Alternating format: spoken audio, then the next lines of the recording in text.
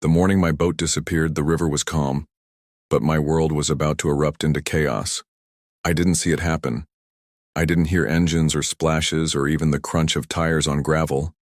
I only saw the space, that empty, hollow place where my boat used to rest like a loyal dog curled at the foot of my dock. And in that instant, I knew. It wasn't thieves.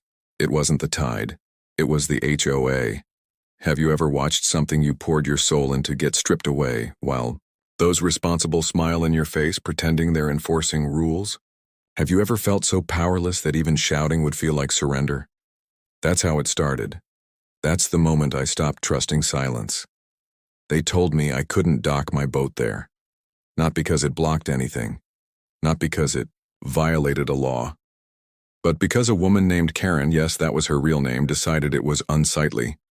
One complaint, one printed email, one unchecked ego wrapped in HOA authority, and my summer dreams vanished overnight. I'm not a man who complains. I don't run to online forums or leave passive-aggressive notes on windshields. I built this riverside cabin myself after 20 years of working doubles in a mechanic's shop. It was my reward. A place to breathe, to fish, to take my daughter out every July and show her how to cast into still water at dawn. That boat, it wasn't just a boat. It was our tradition, our peace. 2 weeks before this happened, I got the first letter. A cold, clipped HOA notice stamped in red ink. Unauthorized vessel on community water access. I remember laughing when I opened it. I thought it was a mistake. Surely they didn't mean my boat. It had been there every summer for 5 years. I had permission. I had a slip registered.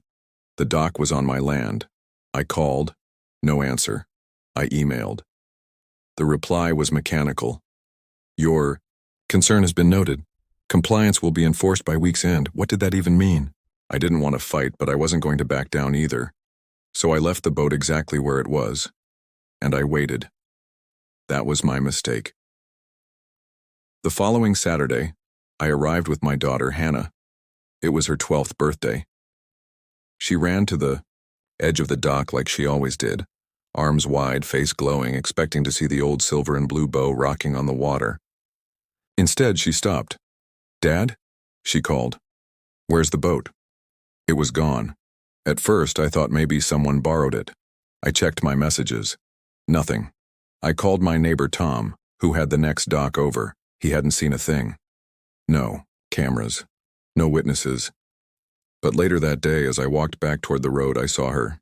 Karen, blonde bob, oversized sunglasses, arms folded like a prison warden. She stood in her garden, pruning roses like she hadn't just trespassed and taken a man's property. I confronted her, calm at first. Just questions. She didn't deny it. "Oh, that eyesore," she said, eyes cool as ice. "It's been removed. The board approved it." "The board?" I repeated. "There was no meeting, no vote. That's private property." She didn't flinch. "We have jurisdiction over all water access within HOA boundary lines. You didn't comply with our warning." That's when it hit me. This wasn't about rules. It was about control. Karen had decided she didn't like my boat, and with a few emails and her husband's seat on the HOA board, she made it disappear. Like that.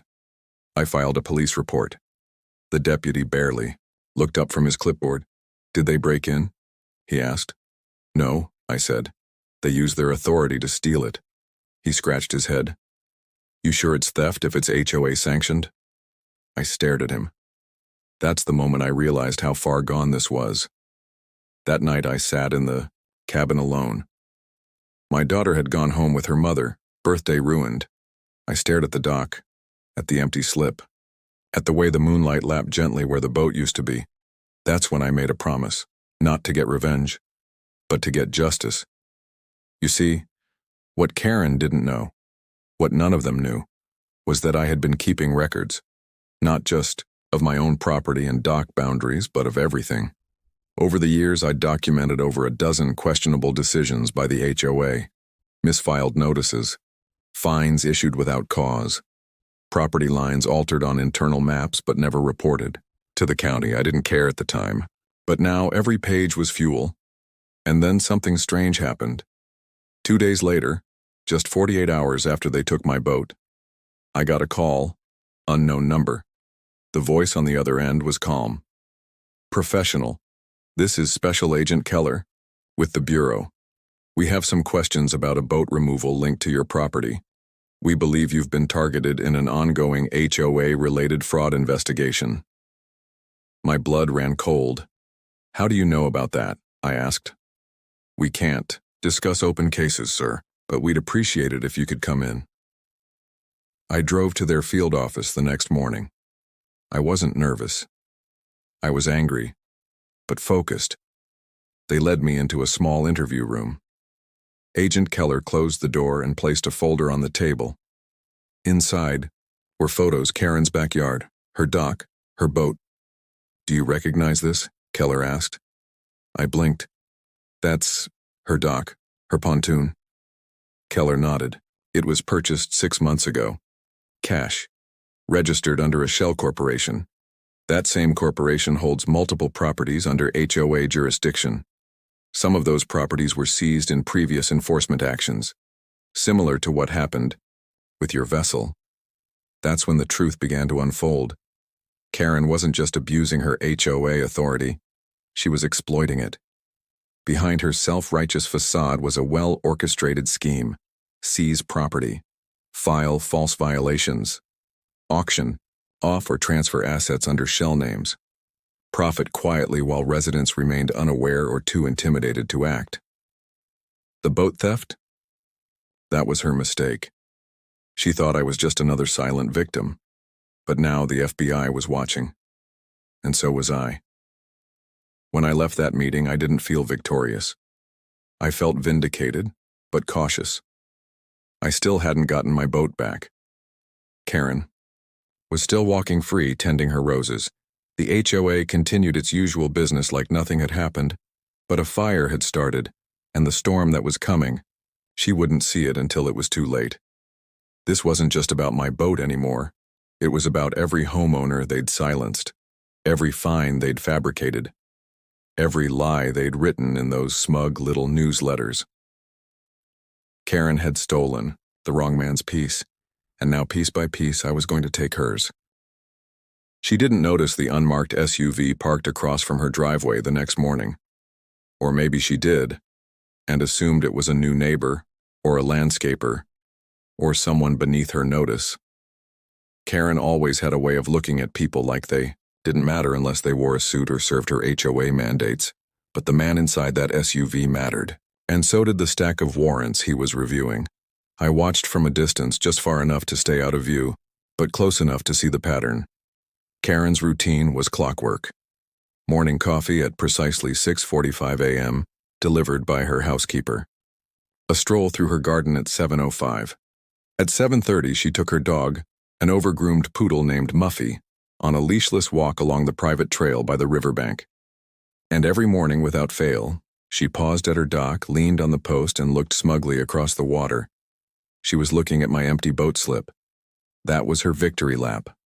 What she didn't know was that 2 days earlier, the FBI had seized surveillance footage from the neighborhood's main gate. And what they found wasn't just footage of her husband signing off on my boat's removal. They found a pattern, dozens of similar removals, all linked to Karen's inner circle of HOA board members, boats, outdoor furniture, even 2 vehicles. But the kicker: each asset was donated to a community trust that never actually existed in any public records. And many of those assets, my boat included, were later traced to a private storage facility registered under a Shell LLC. An LLC traced directly to Karen. Still, none of that was public yet, and she still had no clue I was involved in what was coming. I spent the next several days reviewing everything I had ever kept about the HOA. Letters, meeting recordings, emails, violation notices. I created a dossier, a thick one. I included everything from the shady construction project Karen's cousin got approved without permits to the time the HOA fined a disabled veteran for painting his ramp the wrong shade of beige. It wasn't just about corruption anymore. It was about control. The HOA had turned into a miniature dictatorship. And Karen? She wasn't just the enforcer. She was the architect. As I dug deeper, I remembered something odd from 2 summers ago. A neighbor, Lisa Cortez, had come crying to a board meeting. Her husband's kayak had been confiscated after he refused to pay a fine for parking it near the water. She begged for them to return it. Karen told her without blinking, "It's been reallocated." Reallocated. I didn't think much of it at the time. Now I saw it for what it was. Theft dressed up in legalese. I tracked Lisa down. She still lived 3 blocks away in the same modest 2-story. When I knocked, she looked surprised, then wary. "I'm not here about HOA business," I said quickly. "I'm here because I think they did to you what they just did to me." Her face softened, then tightened. "You lost something too?" "My boat." We sat in her kitchen for nearly 2 hours. She showed me the notices, the photos, the receipts. And then she opened a folder labeled HOA Hell. Inside were statements, timelines, emails, everything she documented since that day. "It felt like gaslighting," she said. "They made me feel like I did something wrong, like I deserved it." "You didn't," I said. "None of us did." Over the next week, I built a network. I reached out quietly to other residents who had clashed with the HOA. Most were afraid to speak. Years of intimidation had done its work, but a few agreed to meet. One by one, I uncovered a trail of abuse stretching back nearly 6 years. The FBI had leads. I had the human stories. And together, we had a case. But I wasn't content with sitting back and waiting for justice to land. I wanted to push, to make Karen feel pressure. I wanted her to sense the walls closing in without knowing where it was coming from. So I started with the simplest thing. A flyer. I printed 100 copies. Just a black and white page with bold lettering. "Where do our confiscated items go? Who profits from HOA violations? Demand transparency. Ask Karen." I posted them late at night, one on every mailbox in the neighborhood, one on the HOA clubhouse door, one on her dock post. The next morning, chaos. My phone lit up with messages from neighbors. Karen stormed into the clubhouse at 8:15 a.m., ranting about malicious disinformation. She ripped down the flyers, called an emergency board meeting, sent out a community-wide email calling the act a coordinated attack on community trust. But it was too late. People were talking, whispering, asking questions, the same questions I had been asking for years. And for the first time, she couldn't shut them up with fines or letters. Then came the second blow. At precisely 9:47 a.m. on a Thursday, 2 federal agents arrived at her house. No sirens, no show, just 2 men in dark suits knocking politely on her door. She didn't open it right away. When she finally did, she wore her robe and a look of confusion that slowly melted into dread. They didn't arrest her. Not yet. But they spoke to her for nearly 40 minutes in full view of the neighborhood. That afternoon, she called a press release meeting in the HOA clubhouse, claimed the accusations were baseless, called it a smear campaign led by disgruntled residents. And then she said something that changed everything. "We are reviewing our governance policies to ensure our enforcement actions are more community-friendly moving forward." That single sentence was an admission. She was rattled, and everyone could see it. But there was one problem. Karen still had leverage. She controlled the HOA budget, the communications, and more importantly, the records. If she sensed the case was building against her, she might destroy everything before it could be seized. So I made my move. That evening, I contacted Agent Keller again. "I have documentation that's not in your files," I told him. "And I believe the HOA is preparing to scrub its internal drives." The response was swift. The next day, federal subpoenas were issued. Their IT consultant, a man who had worked under Karen's direction for 2 years, was flipped. He handed over an unencrypted backup server. What it revealed shocked even the agent's emails discussing asset redistribution, board meeting minutes that had been edited after the fact, internal memos about selective enforcement strategies, financial documents showing large transfers from HOA accounts into consulting firms tied to Karen's husband. Fraud, collusion, abuse of authority, and wire fraud for good measure. But I wasn't celebrating yet, because Karen still didn't know I was behind any of it. I kept my head down, acted normal, nodded at her during our brief, awkward sidewalk encounters. But inside I was watching a carefully set domino path begin to tremble. The fuse was lit. The investigation was accelerating. And Karen's empire was beginning to rot from the inside out. She had taken my boat. But what she didn't know was that it wasn't just a theft. It was the beginning of her unraveling. And now, with every passing day, she was getting closer to the fall she never saw coming. She didn't know the camera was rolling. Karen had spent years walking through our community like she owned every blade of grass, every stretch of sidewalk, every ripple on the river.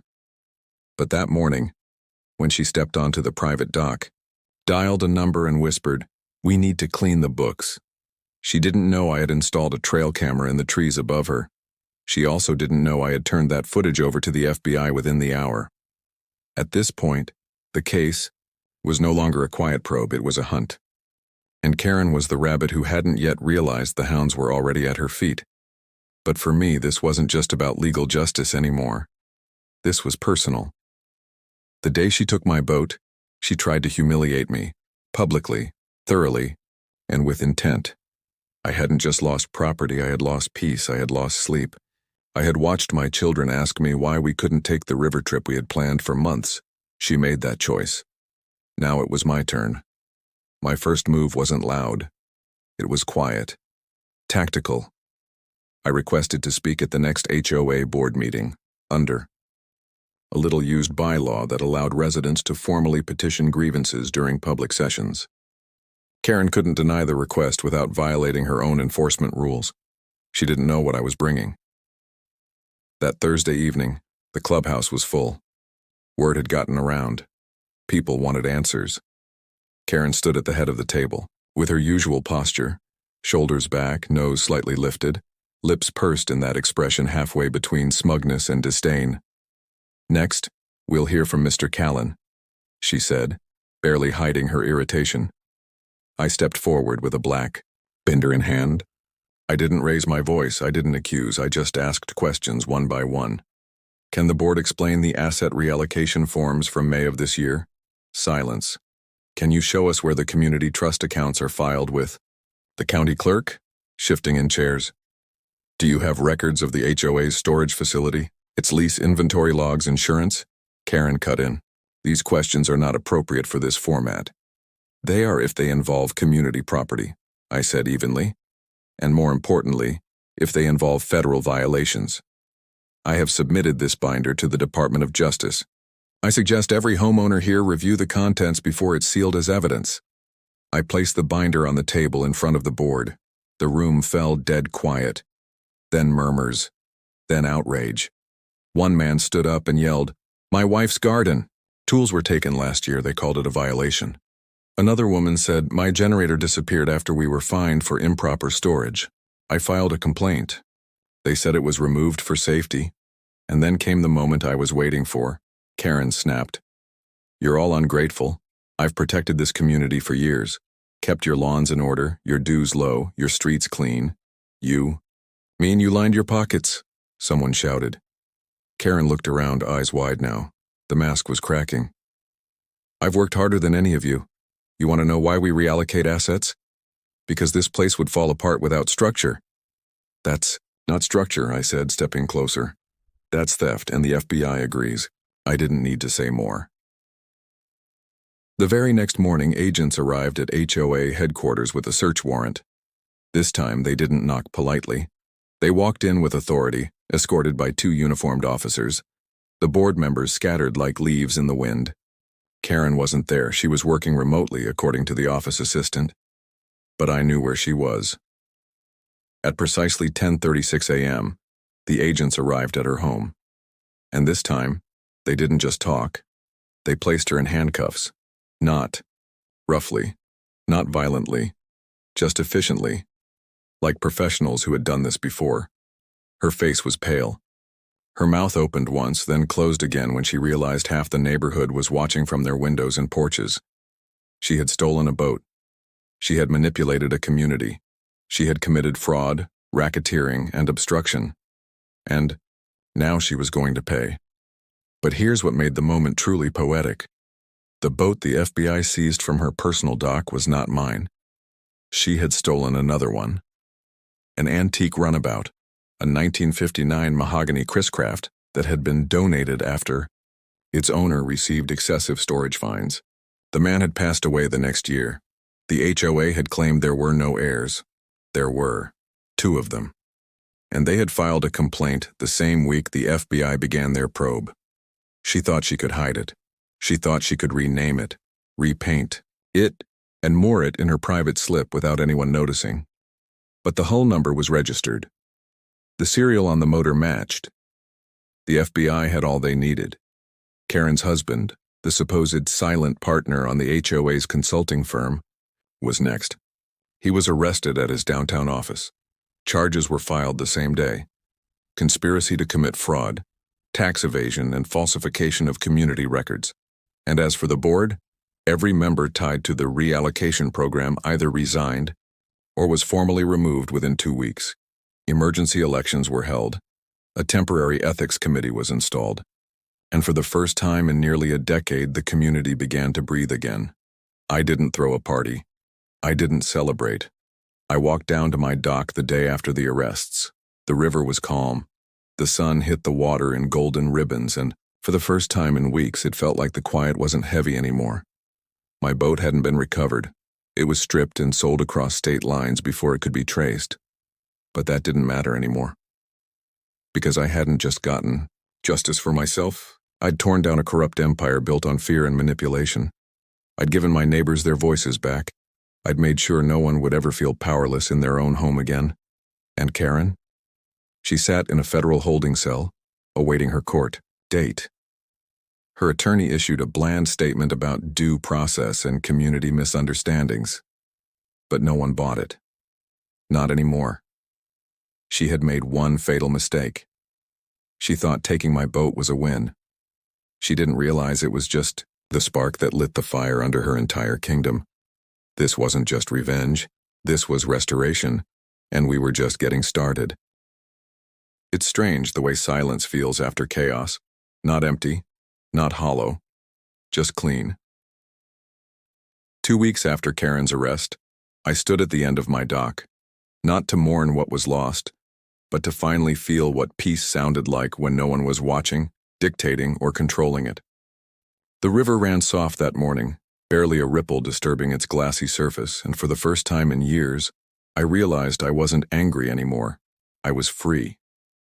Karen's boat, the one seized by federal authorities, sat behind a police barrier at the impound lot now, stripped of its shine, still beautiful but no longer a symbol of theft or vanity. Just evidence, just truth. And the HOA? It was unrecognizable. 3 new board members had been elected, including a retired prosecutor, a CPA, and, of all people, a high school English teacher who had lived in the neighborhood for 12 years, but never once attended a meeting before. The fear was gone. The whispers in the hallways had turned to handshakes. Conversations in the park weren't laced with paranoia anymore. We had pulled the rot from the roots, and something real was growing in its place. One evening, I was invited to a community gathering, the first one hosted since the collapse of the old regime. I didn't want to go at first. I wasn't in it for recognition. I didn't need thanks. But my wife gently insisted. "They need to see you," she said. "You stood up when no one else could." So I went. And as I stepped into the clubhouse, there was no applause, no dramatic tribute, just people smiling, real smiles, and nodding in quiet gratitude.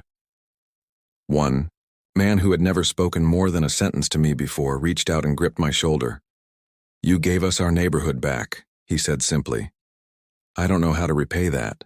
I told him he just did. And that's when I realized something. It wasn't just about Karen. It was about what she represented. The abuse of power, the weaponization of rules, the slow erosion of trust. She was just the face of a deeper sickness, and we had torn the whole disease out by its spine. That was the real win. A week later, I received a letter in the mail. Handwritten, no return address. "Callan, You don't know me, but you help my family more than you realize. My father was the man who owned the Chris Craft. After he died, we tried to claim what was ours. We were told there was nothing left, that his property had been removed per HOA policy. We didn't know where to turn, but we watched what you did. You made noise. You made them listen. The FBI called us last week. We're getting the boat back. Thank you for being the kind of neighbor my father always believed in. MD. I folded the letter and placed it in my drawer, next to the original registration of my own boat. A small reminder of two vessels, one stolen, one reclaimed, but both tied to something bigger than watercraft. They were proof that no matter how tightly someone tries to grip power, it always slips through fingers when held unjustly. In court, Karen pled not guilty. Of course she did. She blamed miscommunication, claimed clerical errors, and even suggested that I had orchestrated a smear campaign. But the evidence was too deep. The emails, the shell accounts, the security footage, it was airtight. The judge denied bail on her second hearing. Her attorney tried to wheel out sympathy. Her work in the community, her years of leadership, her emotional stress. The prosecutor's response was brutal. She weaponized leadership. She used her position to exploit trust, steal property, and retaliate against dissenters. This wasn't leadership. It was dictatorship. And the jury saw through her too. When the verdict came guilty on all major counts, no one cheered, no one needed to. Justice doesn't always roar. Sometimes it's just a quiet verdict in a courtroom and the sound of shackles closing behind a liar. She got 10 years, no parole for the first 6. Her husband got 4. The money they took? Some was recoverable. Restitution funds were established for affected residents. For some, it wasn't about the money. It was about dignity. And they got it back. The new HOA sent out letters within a month. No fines shall be issued without a recorded inspection, a signed violation notice, and a 14-day resolution period. All community asset reallocations are permanently suspended, pending review by external auditors. Residents may install surveillance equipment on personal property. HOA may not interfere unless illegal activity is recorded. For the first time, the rules serve the people, not the other way around. And as for me, I bought a new boat, not a replica of the one she took. Something different, something better. A sturdy river cruiser with a deep mahogany hull, a quiet 4-stroke engine, and a wide back deck where my kids could sit with fishing rods in the morning light. We took it out on a Sunday. Clear skies, gentle breeze. My wife packed a lunch. My daughter brought binoculars to look for herons. My son brought a notebook to record fish species, and I brought nothing but silence. No weight in my chest, no eyes in the trees, just freedom. We drifted for hours. At one point, my daughter asked, "Dad, is it true that lady went to jail because of you?" I looked at her. Her eyes were innocent, too young to carry all that truth, so I said, "No, sweetheart. She went to jail because of what she did. I just didn't let her get away with it." She smiled. Good. That was it. No ceremony. No banner. Just a quiet moment on the river, where everything felt exactly as it should be. Later that evening, after we docked, I stood alone for a while, watching the sky turn gold over the water. And I thought about all the people who never got justice, the ones who were fined and silenced, the ones who paid and walked away, the ones who were told their voice didn't matter. I made a promise that night I'd never let this community fall into silence again. I joined the new ethics committee. Voluntarily, no title, no salary. Just a resident with a pen, a file folder, and a spine, because sometimes peace has to be defended, not with anger, not with vengeance, but with vigilance. Karen stole my boat, but I took back our power, and now, we're sailing forward, together, unwatched, unafraid, and finally, undefeated.